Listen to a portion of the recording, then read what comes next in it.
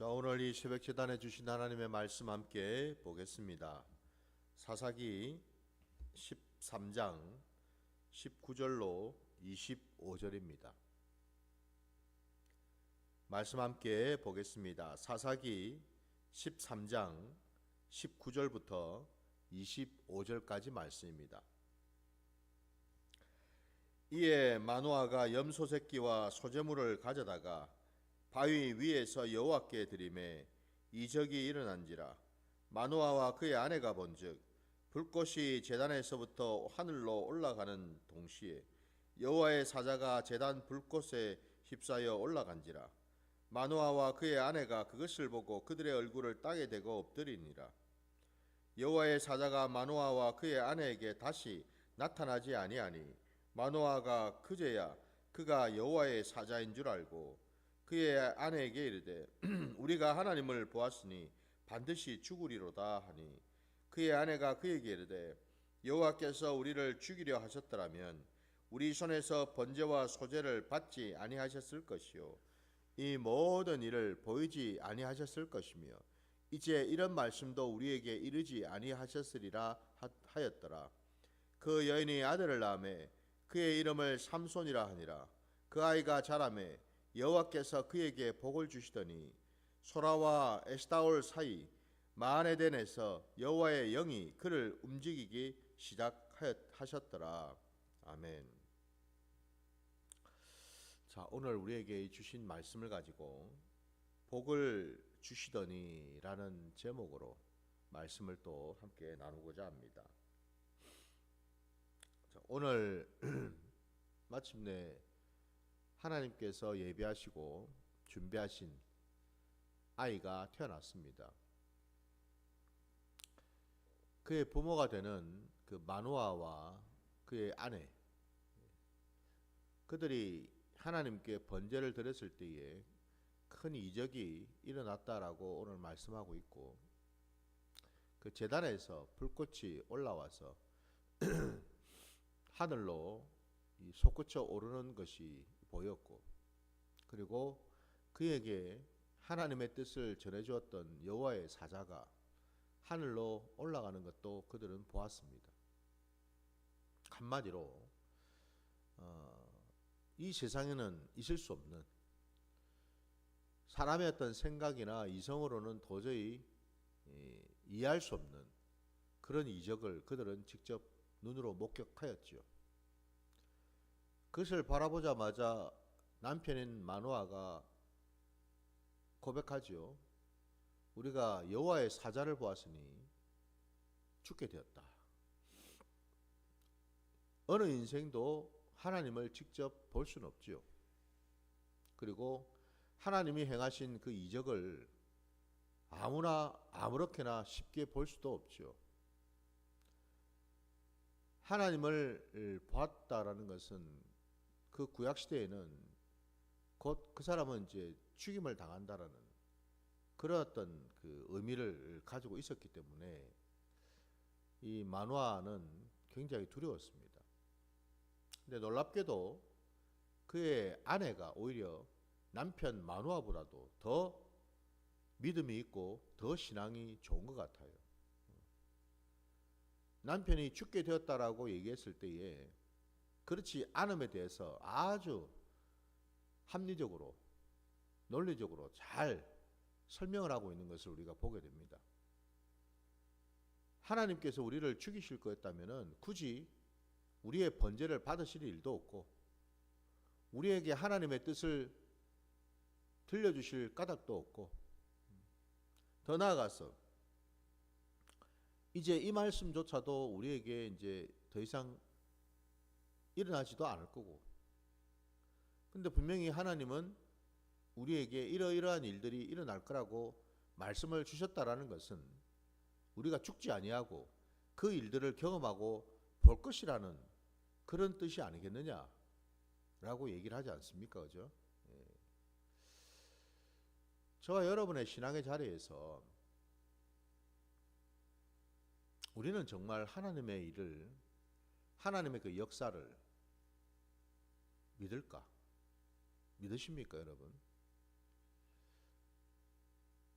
결국 우리 신앙은 믿음의 영역이잖아요. 믿음이라는 것은 보이는 것이 아니지요. 보이지도 아니하고 손에 잡히지도 아니하는 것이 바로 믿음이잖아요. 믿음은 바라는 것들의 실상이요 보이지 않는 것들의 증거라는 그 말씀처럼 아직까지는 뭐예요? 일어난 일이 아니에요. 내 눈으로 확인하고 내 손으로 잡을 수 있는 일이 아니라는 거죠. 근데 믿음이 있으면 하나님이 허락하신, 하나님이 선물로 주신 그 믿음이 내 심령 안에 잘 박힌 목과 같이 딱 심어져 있으면 비록 지금 당장에 눈에 보이지 아니하고 손에 잡히지 않는다 하더라도 그게 놀랍게도 일어난 것처럼 깨달아지고 느껴지고 확증이 되더라는 거예요. 이게 참 믿음이죠. 이게 참 믿음입니다. 중요한 사실은 뭐냐면 여러분, 믿음의 원리가 뭐냐? 세상 사람들은 봐야 믿죠, 그죠? 일어나야 믿지요. 어쩌면 오늘 이 마노아와 그의 아내도 그 이적을 보고서야 하나님의 사자라는 것을 믿게 되었고, 그 말이 하나님이 주신 말씀이라는 것을 믿게 된 거 아니에요, 그죠? 우리의 신앙은 대부분 그렇습니다. 우리는 연약하기 때문에 봐야지 믿고 경험해야지 우리는 믿잖아요, 그죠? 근데 하나님 나라에서의 그 믿음의 원리는 세상의 원리하고는 정반대로 믿으니까 보이는 거죠. 믿으니까 확증이 되는 거예요.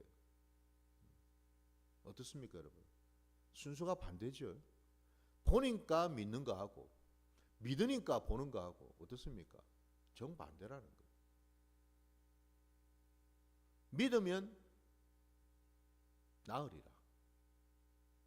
낫고 나니까 믿는 게 아니고, 아, 저분이 예수 그리스도가 맞구나. 내 병이 나으니까 그제서야 예수 그리스도를 믿는 게 아니고, 예수 그리스도를 믿으니까 내 병이 낫더라는 거죠. 원리가 그렇다라는 거예요.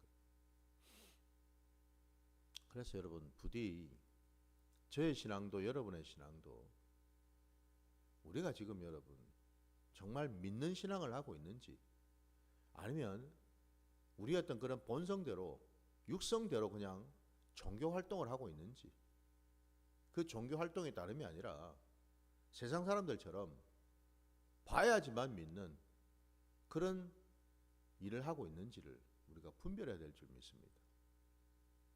적어도 저와 여러분이 하고 있는 이 신앙이 하나님께 기쁨이 되고 하나님께 영광이 되는 신앙이 되려면은 반드시 우리에게 먼저 있어야 될 것이 믿음이라는 거예요. 내 육을 따라가는 것이 아니고 여러분, 내 머리, 내 이성을 쫓아가는 게 아니고 믿음을 먼저 가져야죠. 믿음을 부어달라고 기도해야죠. 믿음의 선물을 받아야죠. 오늘 하나님은 우리의 연약함을 아시고, 여러분 마누아도 그렇고 그의 아내도 그렇고 참 연약한 자들이에요.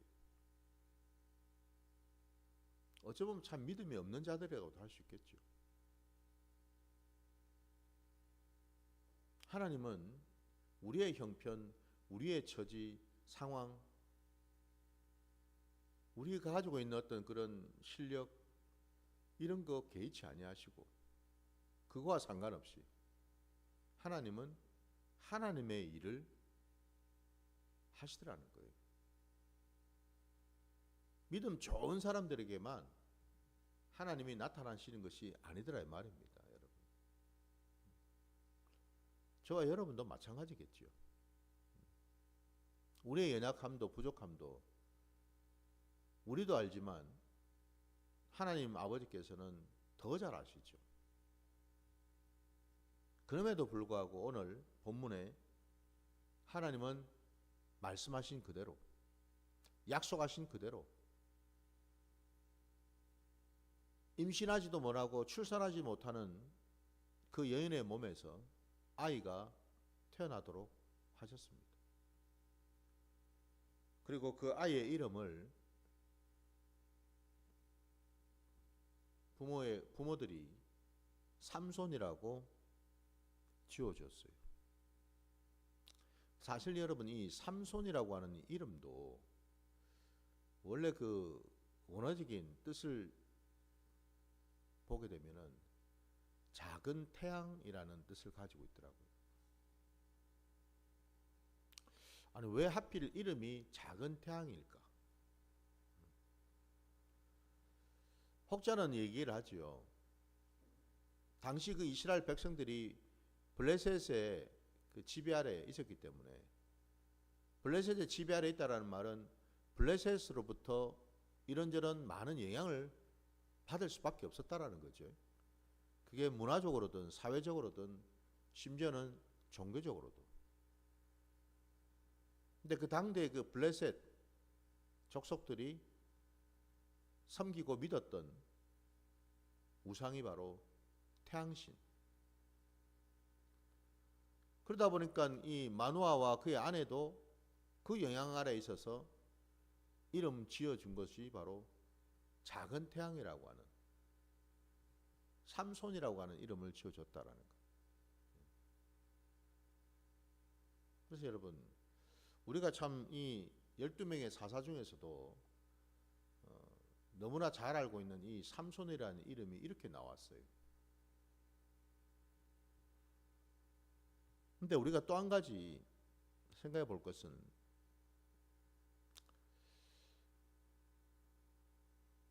작은 태양이라는 그 이름을 통해서 하나님께서는 오히려 전화위복을 삼으시고 그 이름을 통해서 블레셋으로부터 지배받고 영향을 받았던 그런 이스라엘 백성들을 오히려 그 블레셋 족속을 무찌를 수 있는, 그들의 영향으로부터 벗어날 수 있는 그 길을 열어주셨다라는 사실이죠. 누구를 통해서요? 참 연약한 이 삼손을 통해서. 그래서 여러분, 우리가 이 삼손에 대한 얘기를 사실 우리가 많이 들어서 알지 않습니까?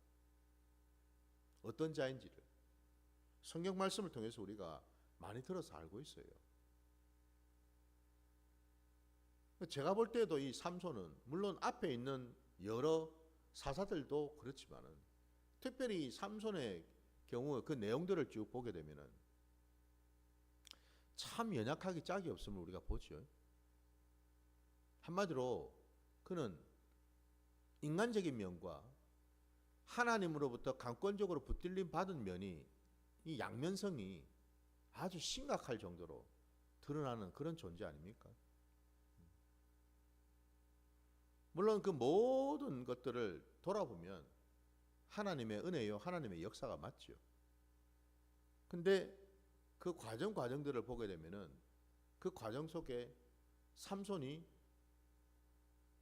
그가 나실임의 일임에도 불구하고 나실임과 전혀 상관없는 그런 삶을 또 사는 것을 우리가 보게 되잖아요. 그죠?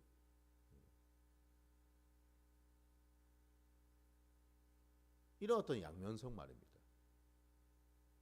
하나님이 분명히 그를 태중에서부터 택하시고 나신인으로 세웠지만은 그의 삶을 또 보게 되면은 그런 면도 있지만 또 한편으로는 지극히 인간적인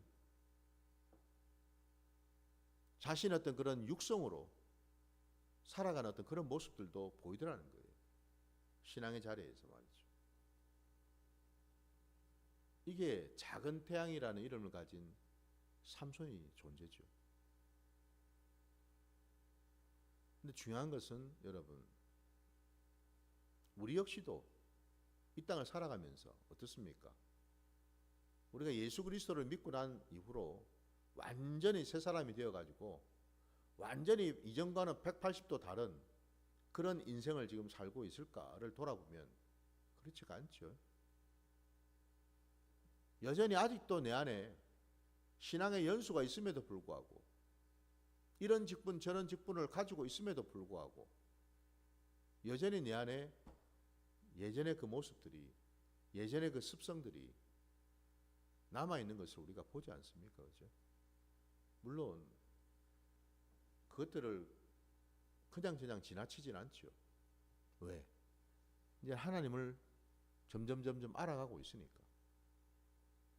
그것이 잘못되었다라는 것을, 그것을 고치고, 아니 심지어는 십자가에 못 박아야 한다라는 것을 우리는 알고 있단 말이에요.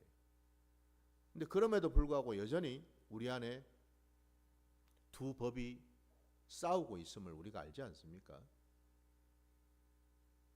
삼손이 그렇고 우리가 그렇다라는 거. 여전히 우리 안에도 여전히 죽어야 될 것이 아직 많이 남아 있죠. 그러나 궁극적으로 하나님은 그조차도 다 아시기 때문에 우리를 점점 하나님이 기뻐하시고 원하시는 그 모습으로 바꿔 가시는 줄 믿습니다. 이게 하나님의 역사죠. 하나님은 비록 시작은 블레셋으로부터 지배받고 영향을 받는 그런 백성이다 하더라도 하나님은 역전을 시키시더라는 거죠. 전화위복을 시켜주시더라는 거죠. 그 작은 태양이 우상을 섬기는 그런 태양이 아니고, 우상을 가리키는 그 태양이 아니고 하나님의 빛을 비추어주는 그런 해가 되도록 하나님은 삼손을 붙드셨다라는 사실, 이걸 이제 분명히 깨달아야 되겠죠. 왜 제가 지금 장황하게 삼손에 대한 얘기를 계속 하고 있느냐면은 오늘 말씀의 제목이 뭐예요? 복을 주시더니 이거든요, 여러분. 24절 말씀에 그 여인이 아들을 낳음에 그의 이름을 삼손이라 하니라. 그 아이가 자라매 여호와께서 그에게 복을 주시더니 라고 되어 있어요, 여러분. 여기에 이 복 말입니다. 복. 이 복이 의미하는 바가 뭔가? 성경에서 지금 여기에 있는 이 복이 갖는 원어적인 단어는 바라크라는 뜻이에요. 바라크라고 하는 이 복은 그냥 복이 아니라 여러분, 원래 뜻은 무릎을 꿇다라는 뜻입니다. 복이라는 단어하고 무릎을 꿇는다는 이 단어하고 도대체 무슨 연관이 있습니까?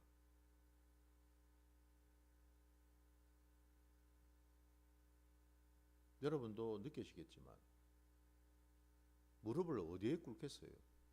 누구 앞에서 무릎을 꿇어야 됩니까? 바로 여호와 하나님 앞에서. 하나님의 백성들이 오직 무릎을 꿇을 곳은 여호와 하나님 앞에. 그 여호와 하나님 앞에 무릎을 꿇고 그 하나님을 경배하고 그 하나님 말씀에 순종하는 그 자리. 그 무릎을 꿇는 그 자리가 뭐예요? 복 있는 자리라는 거죠. 복된 자리. 여기서 이 복을 주셨다라는 이 의미는 적어도 삼손이 태중에서부터 시작해서 그가 이 땅에 나온 이후로 그는 적어도 하나님 앞에서 자라는 동안에 나실인의 삶을 살아왔잖아요. 삭도를 머리에 대지 않았어요. 포도주를 마시지 않고 포도나무로부터 나온 소산들을 먹지 않는 그 일을 했겠죠. 곧 뭐예요? 하나님의 뜻에 하나님 말씀에 순종하는 시간을 보냈다라는 거잖아요. 곧 이 바라크라는 의미가 갖고 있는 뜻은 하나님을 예배했다라는 뜻 아닙니까, 여러분? 예배한다라는 것이 뭐예요, 여러분? 하나님의 말씀에 귀를 기울이고 그 말씀에 순종한다라는 뜻이죠. 그게 예배 아닌가요, 여러분? 항상 여러분 예배를 드릴 때 우리가 관심을 가져야 될 것은 예배를 받으실 분에 대해서 관심을 가져야 되겠죠, 그죠? 예배를 하고 있는 내게 관심이 있는 게 아니고 우리가 집중해야 될 것은 내가 아니라 예배 받으실 분이 누구냐가 중요한 거죠. 그럴 때 우리의 몸도 마음도 정결해지고 거룩해지고 중심으로 여호와 하나님을 만날 수가 있겠죠.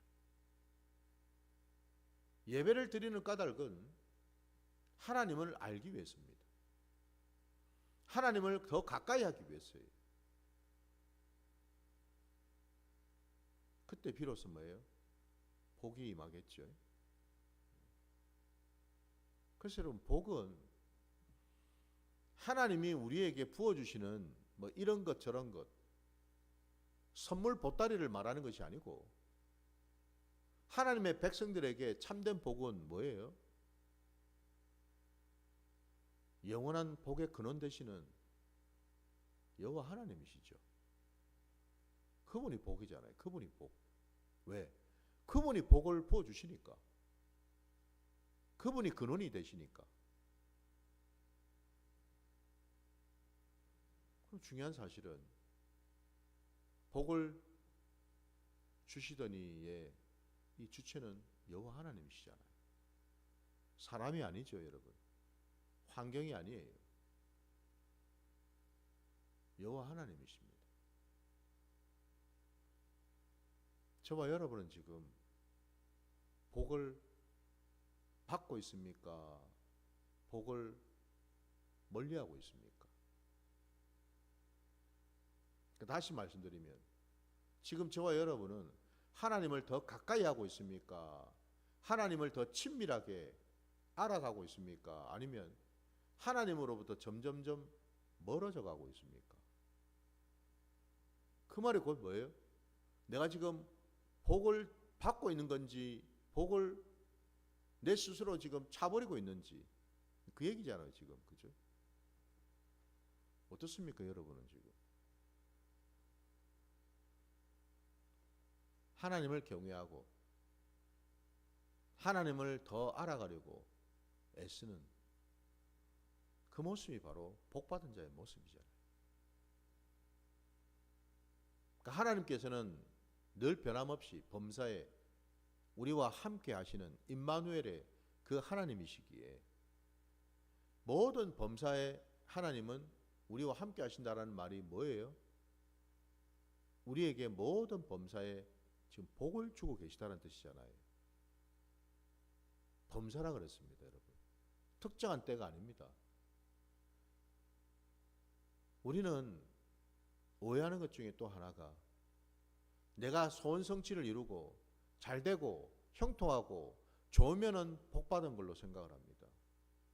근데 그 반대로 우리가 공고해지고 힘들어지고 어려움을 당하고 이럴 때는 우리는 복과는 멀어져 있는 것처럼 생각합니다.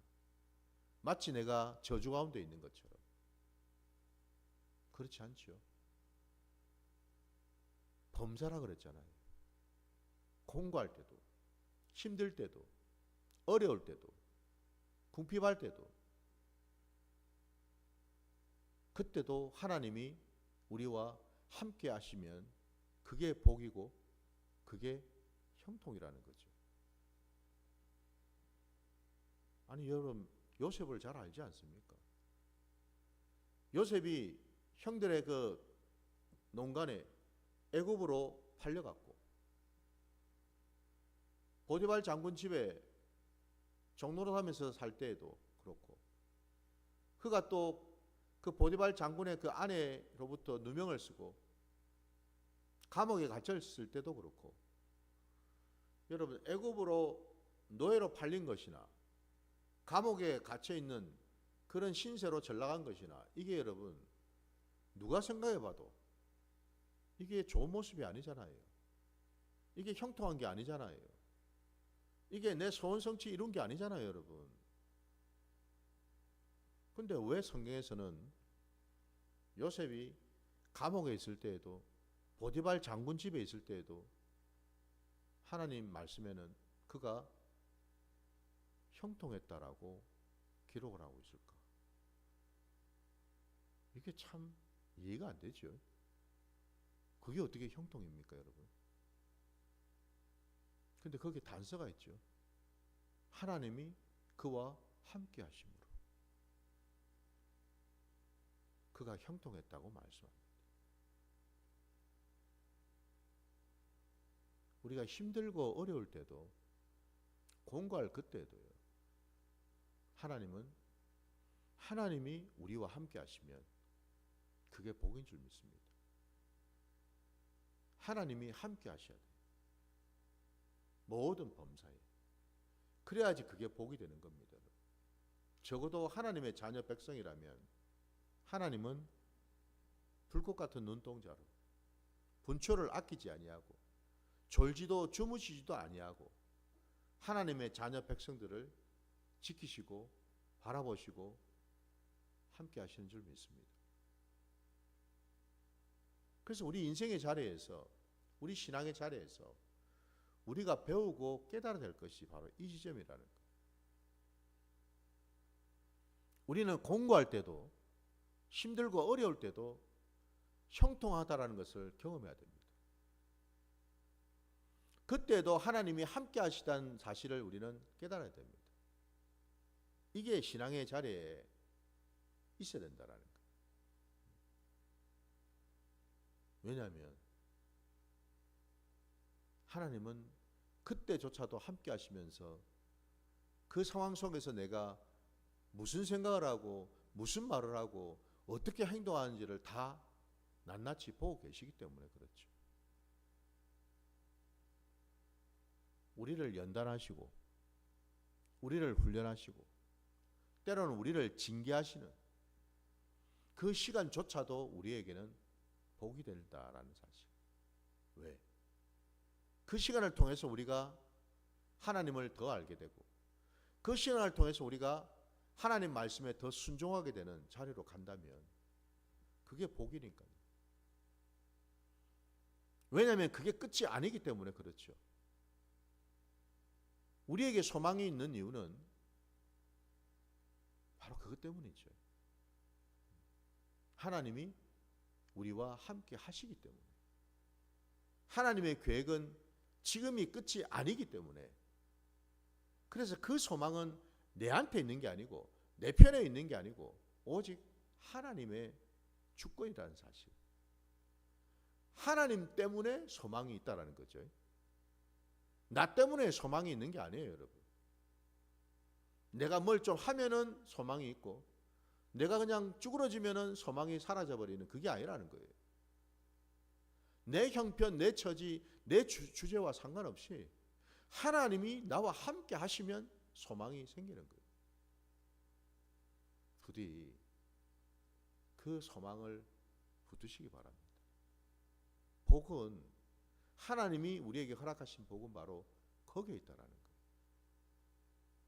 우리에게는 하나님이 계심으로 소망이 있고, 하나님이 계심으로 지금이 끝이 아니고, 하나님이 계심으로 우리는 반드시 하나님께 영광 올려드릴 모습으로 변화되어 간다는 사실. 이게 하나님이 우리에게 약속하신 복인 줄 믿습니다. 오늘 바로 그 복이 삼손에게 임하여서 25절 마지막 절 말씀에 여호와의 영이 그를 움직이기 시작하셨더라라고 말씀하고 있습니다. 저도 여러분도 하나님의 그 복으로 인해서, 그 여호와의 영이 우리 안에 임하셨죠, 그죠? 우리 안에 지금 오셨잖아요, 이미. 그 여호와의 영, 예수의 영, 그리스도의 영, 바로 그 성령 하나님이 우리 안에 지금 오셨다라는 사실. 이게 뭐예요? 이게 복이라는 겁니다. 그래서 여러분, 우리가 부자 되게 해주세요. 건강하게 해주세요. 승진하게 해주세요. 뭐 이런저런 이 세상에 누리고 싶은 바라는 것들, 원하는 소원 성취들 다 있잖아요. 근데 여러분, 그거 말고 진짜로 우리가 구해야 될 복이 있다면은 하나님이 우리와 함께 하시는 복. 그래서 여러분, 그 하나님이 이제는 바깥에 계셨던 그 하나님이 이제는 성령 하나님이 되셔서 우리 안에 지금 오신 것 아닙니까? 밖에 계신 분이 우리 안으로 들어오신 이 복 말입니다. 이 복. 이 복이 참된 복인 줄 믿습니다. 성령의 사람이 된다는 이 복이 여러분, 우리가 정말 구해야 될 복이라는 것. 성령님과 동행하고 성령의 사람이 되어서 성령의 인치심을 받고 성령의 이끌림을 받아 하나님께 영광 올려드리는 그런 자가 된다라는 것. 그래서 하나님이 작정하시고 예배하신 그 놀라운 것들을 기업으로 받을 수 있는 그 복을 누린다라는 것. 우리가 정말 구해야 될 복은 이것인 줄 믿습니다. 부디 저도 여러분도 이제 여러분 다른 복을 자꾸만 구하고 찾는 게 아니고요. 바로 이 복을 받으시는 복된 자들 되시기를 주의 이름으로 축원합니다. 자, 오늘 말씀 여기까지 드리고 주님이 가르치신 기도로 예배를 마치겠습니다. 하늘에 계신 우리 아버지여, 이름이 거룩히 여김을 받으시오며 나라가 임하시오며 뜻이 하늘에서 이루어진 것 같이 땅에서도 이루어지이다. 오늘 우리에게 일용할 양식을 주시옵고 우리가 우리에게 죄진 자를 사하여 준 것 같이 우리 죄를 사하여 주시옵고 우리를 시험에 들게 하지 마시옵고 다만 악에서 구하시옵소서. 나라와 권세와 영광이 아버지께 영원히 있사옵나이다. 아멘.